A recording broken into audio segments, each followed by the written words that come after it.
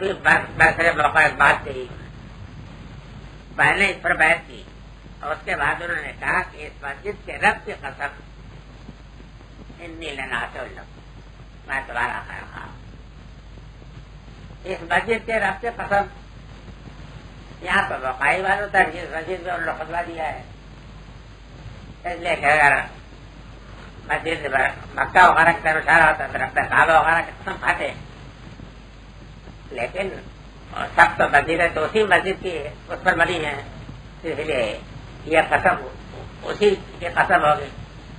یہ قسم کھا کے کہتا ہوں کہ میں تمہارا ناصح ہوں، خیر خواہ ہوں۔ یہ اپنی میری سیاست تمہارے معاملے میں کیا ہوگی یہ جانے کی حوصلے جوائی ان کا، میں تمہارا خیر خواہ ہے کہ میں تو یہ بیعت کی ہے۔ یہ ایک اموی امیر ہے، پہلے کے متعلق میں معلوم ہو گیا کہ ان کا کردار کیا تھا۔ ثم استغفر ونزل، پھر انہوں نے لوگوں کے لیے اور اپنے لیے سب کے لیے مغفرت مانگا۔ یہ بات جو تھا نا، یہ تو تمام مناظرانہ بات تھا، کرانیہ اور ان کے برجیا کے جواب میں انہوں نے مرتب کر دیا۔ میرے نزدیک یہ ہے کہ اب اس کے بعد جو باب آ رہا ہے کتاب العلم سے، یہاں سے کتاب شروع ہو رہی ہے، اس لیے کہ العلم ایک اصطلاح ہے ہمارے یہاں قرآن میں حدیث میں، جب العلم آئے تو اس سے مراد ہوگا وہ علم کی جو اللہ اور رسول کے ذریعے سے آپ کو ملا ہے اور کسی علم کے لیے نہیں۔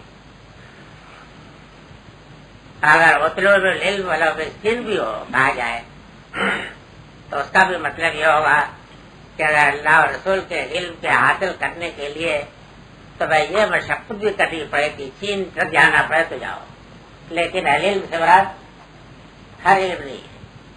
دوسرے علموں کا جب ذکر آئے گا تو اس کے اوپر دلیل ہوگا یا تو موقع محل اور یا نسبت، یعنی نسبت کر دی جائے گی کہ فلاں چیز کا علم فلاں چیز کا علم نہیں، تو موقع محل بھی بتا دیتا ہے کہ اس علم سے مطلب یہ ہے۔ مطلب یہ ہے کہ قانون نے کہا کرنے کو ہوتے تو العلم، لیکن وہاں نکرا ہے، یہ بھی ہے۔ العلم تو جب آئے گا موقع محل بتاتا ہے کہ یہ اس سے مراد وہ علم ہے کہ جو اللہ اور رسول کے ذریعے سے ملا، اس کے سوا، اس لیے کہ علم کے معنی خاص علم، اصلی علم، حقیقی علم، یہ مطلب ہوتا نا۔ اس پر الف لام جو داخل ہے، مولوی یہ جانتا ہے کہ الف لام تو بڑی چیز ہے، ہمیں کوئی شبہ نہیں ہوتا، ہم تو بالکل سمجھ جاتے ہیں کہ علم سے مراد وہ علم ہے کہ جو اللہ اور رسول کا ہے، کتاب و سنت کا علم، باقی ہم کسی علم کو علم نہیں کہہ سکتے۔ اور اگر علم ہوگا تو اس کو کہہ دیں گے نسبت کے ساتھ، علم فلسفہ، علم منطق، علم سائنس، خرافات، مظاہرات، فضیات۔ اب اس کے بعد باب شروع ہوگا، بس جی وارزقنا اجتنابہ وارنا الباطل باطلا وارزقنا اجتنابہ وصلی اللہ تعالی علی خیر خلقہ محمد وآلہ وصحبہ اجمعین برحمتک یا ارحم۔ آج کے دور میں جو مسلمان کافر ممالک میں رہ رہے ہیں، کیا ان پر ہجرت واجب نہیں ہے؟ کافر ممالک میں رہنے کی وجہ سے تو ہجرت واجب نہیں ہوگی۔ اگر کافر ممالک میں ان کے لیے اپنے دین پر عمل کرنا، اپنے دین پر قائم رہنا ناممکن ہو رہا ہو، اور دین جو ہے ان کے لیے فطرے کا سبب ہو رہا ہو، تب ہجرت کرنے کا سوال پیدا ہوتا ہے، کافر ہونے کی وجہ سے نہیں۔ اب مثلا بھارت میں جو مسلمان ہیں وہ کہتے ہیں ہماری اسٹیٹ سیکولر اسٹیٹ ہے، ہم سب کو سمجھتے ہیں کہ سب کے لیے آزادی ہے، سب اپنا دعویٰ تو ان کا یہی ہے، اور ہر ایک اپنے دین پر عمل کر سکتا ہے۔ تو ظاہر ہے کہ اس طریقے کی اسٹیٹس میں تو کوئی وجہ ہجرت کی نہیں ہے۔ تو سب سے زیادہ بدترین ملک تو بھارت ہے، لیکن وہاں سے بھی ہجرت کے متعلق یہ نہیں میں کہہ سکتا کہ واجب ہے۔ البتہ یہ ہے کہ جو راستے کی دین الحاد پر قائم ہے، سمجھ رہے کہ نہیں سمجھ؟ یعنی جہاں کے اسی دین کو کہ اشتراکی راستے جو ہے اسی دین کے اوپر عمل کرنا واجب ہے. اب تو خیر ان کے اعصاب بھی ڈھیلے ہو گئے ہیں, اب ان کے اعصاب بھی ڈھیلے ہو گئے ہیں اور نشہ ختم ہو چکا. لیکن یہ ہے کہ اگر ہو کہیں کفر پر مجبور ہونا پڑتا ہو, اس کے سوا کوئی شکل نہ ہو, تب ہجرت واجب ہوگی. کیوں جی کیا رہا ہے؟ غلط فتویٰ تو نہیں دے رہا ہوں. اس لیے کہ ہجرت کے لیے ضروری ہے کہ جہاں آدمی اپنے دین پر قائم رہنا اس کے لیے ناممکن ہو یا مجبور کیا جا رہا ہو کسی غلط دین کو اختیار کرنے. باقی جہاں ہر جگہ دائی کی حیثیت سے, مبلغ کی حیثیت سے, نمونے کی حیثیت سے رہنا تو امت کے لوگوں پر واجب ہے. اگر آپ ہر جگہ سمٹ سمٹا کر کے خالی ایک دار اسلام میں جمع ہو جائیں گے تو باقی دنیا میں روشنی کہاں رہے گی؟ آپ کو روشنی کی حیثیت سے رہنا چاہیے نا, جب تک کہ آپ رہ سکتے ہیں, جب تک کہ کلمہ حق کر سکتے ہیں. میرا خیال یہ ہے کہ اس وقت ایسی صورت تو یعنی آئینی طور پر تو جہاں تک کہ حکومتوں کا تعلق ہے وہ تقریباً سب کے سب ابھی سے اعتبار سے محتاط ہو گئی. لیکن یہ ہے کہ گروہی حیثیتیں جو ہے مقامی طور پر کچھ اس طرح کی ہوتی ہیں کہ جہاں لوگ کرتے ہیں تو وہ الگ بات ہے. وہ پاکستانی حضرات جو روزی کمانے کے لیے دوسرے ممالک میں جاتے ہیں ان کے بارے میں کیا رہا ہے؟ روزی کمانے کے لیے جانا تو کچھ اچھا ہے, لیکن یہ ہے کہ اگر روزی کمانے کے ساتھ ساتھ وہ اپنے دین کے تقاضوں, دین کے مطالبات, دین کی ضروریات سے محروم ہیں تو وہ حقیقت میں اسلام کے نمائندے نہیں ہیں. وہ ایسی ہیں دنیا کے کتے ہیں نا, وہ سوکھتے ہوئے ناپتے سوکھتے ہوئے چلتے ہیں کہ شاید کوئی کھانے کی چیز مل جائے.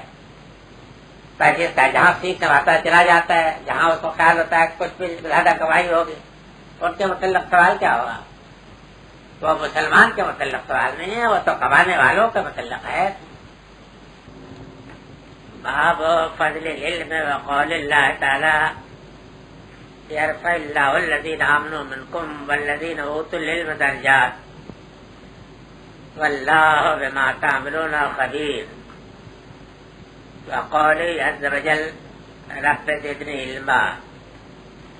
اس بات ہے علم کی فضیلت کا بیان ہے,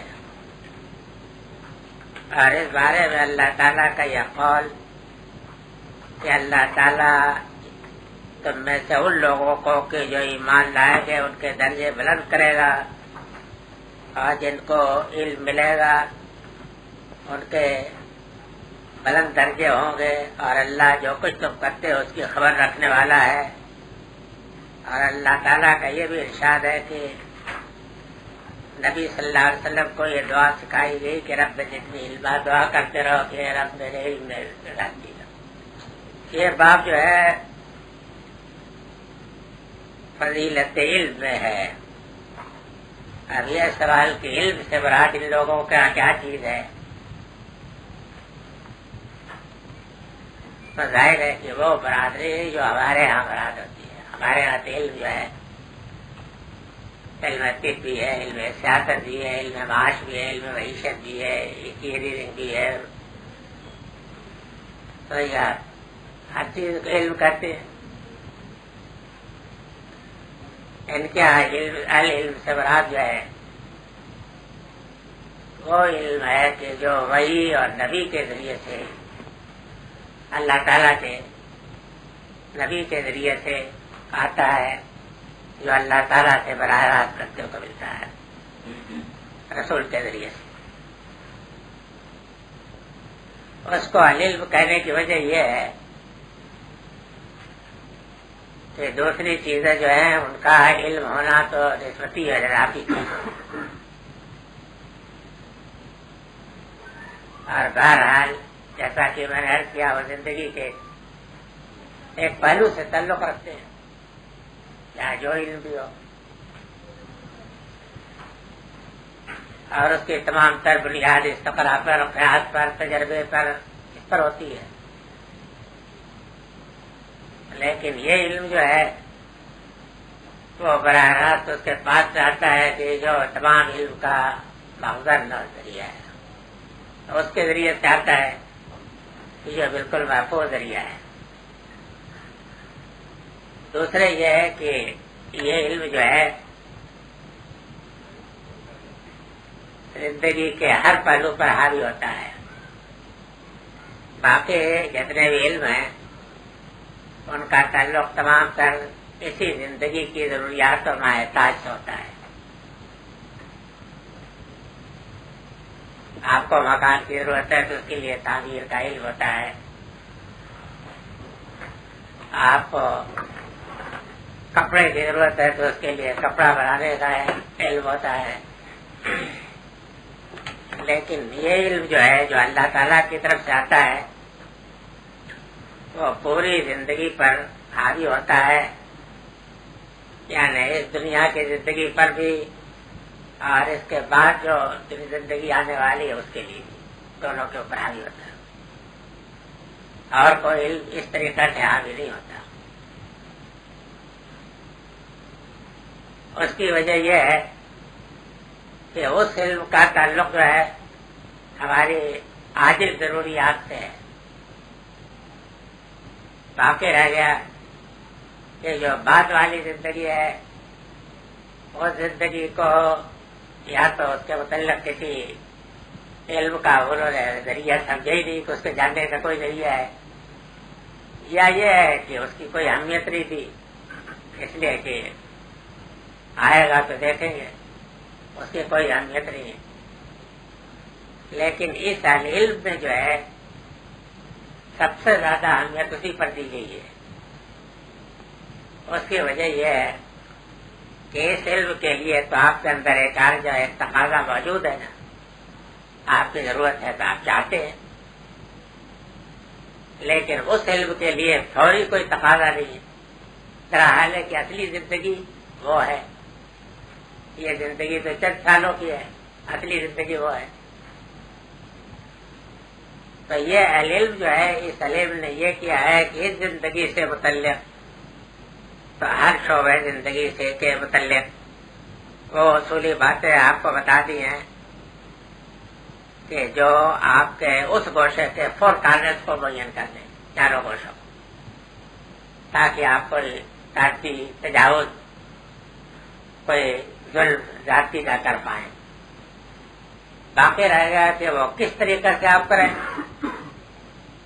اس کو بتانے کی اس کو ضرورت نہیں ہے۔ یہ تو آپ کی ضرورت پر، آپ کی ایجاد پر قدر افادہ اللہ تعالیٰ نے ہر چیز کو جو مقدر کیا اس کے لیے رہنمائی بھی آپ کے دل میں ڈال دی ہے۔ کیا چیزیں کھائی جاتی ہیں تو آپ نے خود اپنی ضرورت کے ساتھ تلاش کر لیا، ان چیزوں کو کیسے برتا جائے وہ چیزیں تجربے کے ساتھ آہستہ آہستہ آپ نے خود معلوم کر لی، اور اس میں چونکہ فوری ضرورت تھی اس لیے بہت جلدی اس ترقی کی۔ ظاہر ہے کہ گندم کا ایک دانہ جبکہ کسی وقت مان لی دنیا کے کس دور میں وہ اس کا کوئی پودا نظر آیا ہوگا اور اس میں سے وہ دانہ کسی کو کسی طریقے سے ملا ہوگا، اور اس کے بعد اس نے دیکھا ہوگا کہ یہ تو کچھ کھانے برتنے کی چیز ہے، اب اس کے بعد یہ کہ اس کے بیج لے کر کے وہ جب ترقی زراعت وغیرہ کا ہوا تو بویا گیا، اور اس کے بعد وہ غلہ ہو گیا، اور معلوم ہوا کہ اس میں تو اور مزید ترقی ہوئی، اس میں یہ وٹامن ہے اور انسان کے جسم میں ان وٹامنوں کی ضرورت ہے جو اس میں پائے جاتے ہیں۔ اب اس کے بعد اس سے ذرا چپاتیاں بھی پکنے لگیں، جب روٹیاں بھی بننے لگی، کیک بھی بننے لگے، بسکٹ بھی بننے لگے، اللہ کیا کیا ہوگا۔ کئی چیزوں میں آپ کے فطری ضرورت جو ہے وہ کافی ہے، البتہ یہ باقی ہے کہ کھا کے آپ کہیں گندم خربستی میں مبتلا نہ ہو جائے، اس کے لیے مذہب نے مداخلت کی۔ یہ بتانے کی کوئی ضرورت نہیں ہے کہ آپ پکائیں کیسے، بلکہ یہ ہے کہ کھانے کے بعد کیا اس کا حق کیا ہے. کہ اللہ تعالیٰ کی نعمت ہے تو اس طریقے سے اس نے پیدا کیا ہے اور اس طریقے سے آپ کی رہبری کی ہے. تو خدائی ہے کہ جس نے ایک چیز مقدر بھی کی اور اس کی رہبری بھی کی. اس کا حق یہ ہے کہ اس کے لیے شکر گزاری ہو. اس کا حق یہ ہے کہ اس کو خدا کی نافرمانی میں بغاوت میں استعمال نہ کریں. اور یہ اللہ کی نعمت ہے تو اس سے روٹی پکڑی چاہیے, روٹی بننی چاہیے. اس سے ہم شراب بنا کر کے بدمستی نہ اختیار کریں. یہ ہوتا ہے نا سب چیزیں. مذہب نے یہ کیا ہے کہ جہاں تک کہ دنیا کی چیزوں کا امور عاجلہ کا تعلق ہے, اس میں آپ کو تعلیم اس کے فور کارنرز کی دے دی ہے کہ چاروں گوشوں کے اندر رہو. ہر معاملے تعبیر میں بھی ہے نا, کالی فلم یہاں جائز نہیں ہے. لباس میں بھی ہدایت دے دی کہ عورتیں مردوں کے کپڑے, مرد عورتوں کے سے کپڑے نہ پہنے, تباکر نہ ہو, جرے دار نہ ہو. یہ ہدایتیں دے دی. اللہ کھانے میں بھی جو چیزیں اخلاقی طور پر آپ کے لیے مضر ہے ان کے متعلق ہدایت دے دی. باقی رہ گیا کہ آپ کے مذاق کو چھوڑ دیا ہے. لیکن جس علم کا تعلق اس زندگی سے ہے تو اس میں یہ ہے کہ بہت سارے لوگوں کے اندر تو زندگی کا عقیدہ ہی نہیں تھا. تو اس عقیدے کو پیدا کرنے کے لیے بھی علم دیا گیا تاکہ لوگ یہ نہ سمجھیں کہ یہی چند دن کی زندگی ہے, بلکہ یہ جانیں کہ اصل زندگی تو وہ ہے. یہ تو زندگی کی صرف تمہید ہے. بڑا فرق ہو جاتا ہے.